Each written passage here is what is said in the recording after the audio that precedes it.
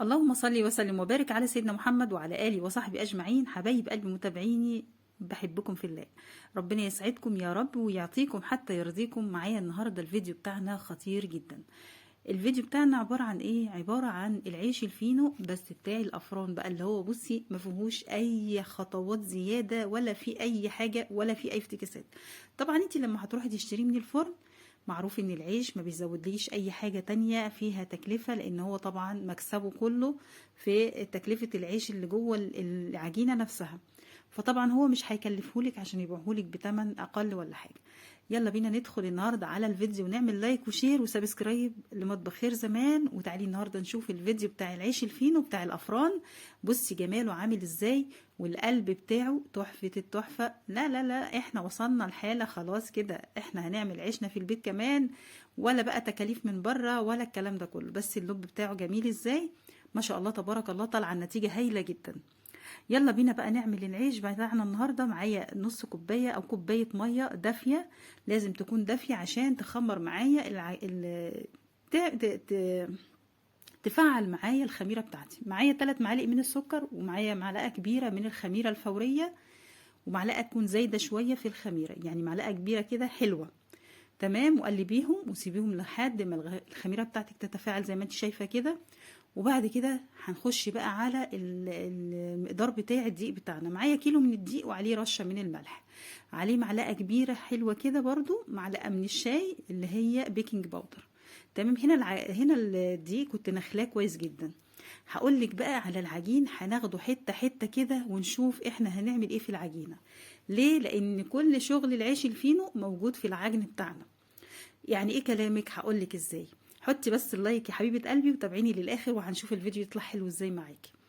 اهم حاجه في خطوات العيش الفينو العجن بتاعه. هتقولي لي ازاي؟ طبعا العجين انا دايما لما بسجل لكم فيديوهات باخد العجينه كده ورا الكاميرا واديها. هنا بقى هديك العجينه حته حته كده وخطوه خطوه. اولا كده انا نزلت بالخميره بتاعتي وبدات اديها بقى، الم الدقيق بتاعي زي ما انت شايفه كده. اول ما تلم الدقيق بتاعك، طبعا احنا معانا الميه مدفياها يا دوبك كده. كل العجينه بتاعتك هي عباره عن خميره وشويه ملح ومعلقه البيكنج باودر وشويه الميه الدافيين، ما حطيناش اكتر من كده، وشويه السكر اللي هم ال3 معالق على كيلو الدقيق. تمام كده. ابدأي بقى لمي الاول الدقيق زي ما هنعمل اول خطوات كده العيش الفينو في العجن بتاعه. تمام. انا كده لميت العجينه، هسيبها ترتاح شويه. بصي هي لزقت، بدات تلزق في ايدي شويه. تمام اهو، بوريكي ان هي بدات تلزق في ايديا. هسلك ايدي كده من العجين، وطبعا الميه اللي فاضله دي هعجن بيها، بس هسيبها ترتاح دقيقه واحده، وهرجع تاني اديها عجن بقى. احط الميه اللي فاضله دي معايا، وهاخد منها زي تنسيمه دقيق كل شويه، تنسيمه ميه كده اهو زي ما انت شايفه كده، زي بنطر لها ميه عشان اسلك ايديا من العجين اهو زي ما انت شايفه كده. ما شاء الله.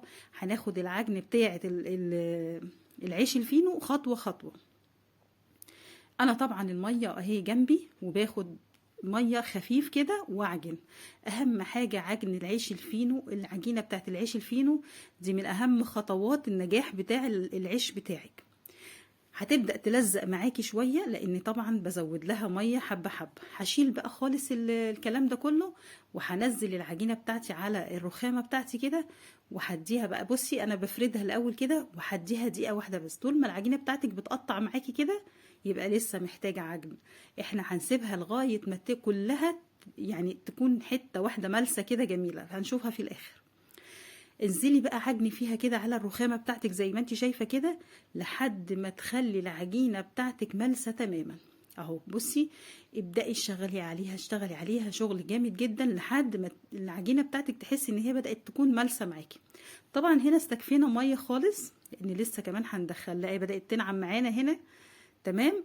هبدأ بقى اعجن، بس انا مش هدخل لها مية هنا بقى خالص، لان العجينة بتاعتي بدأت تنعم معايا. وكتر العجن اللي انا بعمله ده هيخلي العجينة بتاعتي في الاخر ملسة وجميلة جدا، ومادة المادة اللي موجودة جوه دي اللي هي تطلع معاكي في العجن. معايا هنا بقى نزلت بمعلقتين من الزيت ومفيش غيرهم، معلقتين بس، هما 3 معالق، سبت معلقة للاخر اللي يا دوبك هملس بيها العجينة بتاعتي وانا بحطها فين؟ في البولة. اعجني بقى، هتلاقي العجينة بتاعتك بتقطع وانتي بتعملي، وانتي حاطة الزيت هتقطع معاكي، لا هتلم تاني.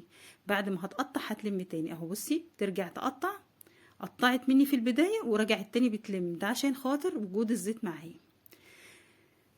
خطوة مهمة جدا بقى ضربة العجينة بتاعتك دي على الرخامة، أهم خطوة بتخلي العجينة بتاعتك ملسة جدا وجميلة جدا. أهو شايفة، اضربي فيها كده، اضربيها في الرخامة بتاعتك أو في المكان أو زي ما في أي حتة انت بتعجني فيها، اديها كام خبطة كده هتطلع معاكي عجينة ملسة وناعمة جدا وجميلة جدا ما شاء الله. شايفة النعومة بتاعتها حلوة جدا ما شاء الله. طلع أيوة، هو ده بقى اللي أنا عايزاه.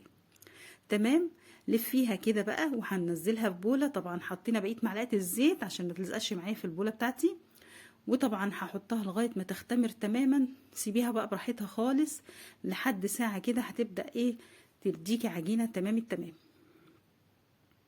هنسيبها كده ونغطيها بكيسه او ستريتش وعليها فوطه وطلعيها بقى زي ما شفنا كده اهي. ما شاء الله تبارك الله، العجينه طالعه جميله جدا، بتكلم عن نفسها فعلا. ما شاء الله تبارك الله، العجينة حلوة جدا. أهم حاجة عندي في خطوات العيش الفينو هو عجن العجينة لما بتكون مخدومة عجن، عايزة أقولك بتطلع عيش فينو محترم بجد، يعني أحسن من الأفران بكتير ومن غير تكلفة. يعني الموضوع ده كله احنا عملناه، كل الحكاية كلها في العجن بتاع العجينة بتاعتنا. تمام، قطعي بقى زي ما انت عايزة الكمية بتاعتك. هنا راجعالك بقى في انك تقطعي رغيف كبير او تقطعي رغيف صغير، حاجه راجعالك خالص. هنا مش هأيدك في حجم الرغيف، ولكن الحجم اللي انا عملته ده هو الحجم الطبيعي اللي احنا بنشوفه في المحلات. تمام، قطعت الكميه كلها زي ما انت شايفه كده. وطبعا هبدا اسيبها على طبق لغايه ما ترتاح معايا، لازم ترتاح معايا برضو لمده مثلا 15 دقايق كده. طبعا عبال ما خلصت الكميه كان بدات الكميه القديمه اللي انا عملتها في البدايه بدات ترتاح برضو، فاشتغلت فيها على طول. تمام اهو زي ما انت شايفه حجم الرغيف كده، بنقرصها كده زي ما انت شايفه. ادي الحجم بتاعه ما شاء الله. وبترجع تاني بترفع تاني بعد ما نقطعها كده بتلاقي حجمها جميل جدا. وبنرجع تاني بقى عشان نشكل العيش بتاعنا. شايفاكي لحد دلوقتي ما حطيتيش اللايك، يلا بينا نحط اللايك للفيديو. تمام كده، ادي الكميه بتاعتنا طلعت لي حوالي 26 رغيف. من كيلو الدقيق طلعنا حوالي 26 رغيف عيش من الفينو.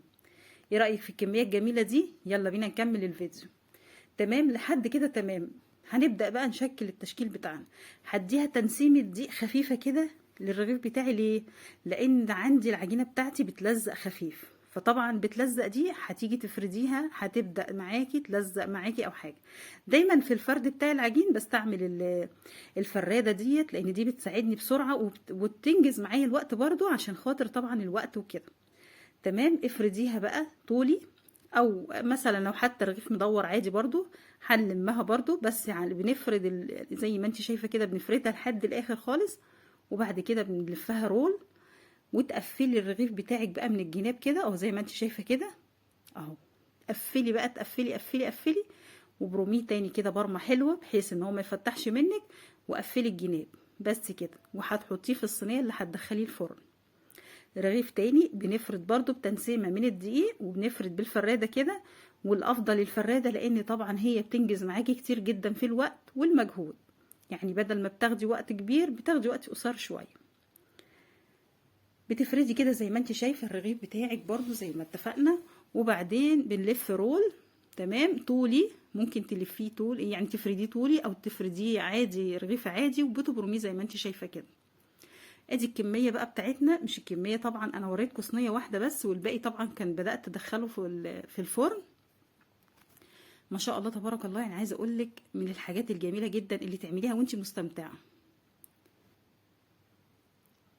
وده شكله بعد ما طلع من الفرن، عايزه اقول لك تحفه جدا. والقلب بتاعه زي ما شفناه في بدايه الفيديو.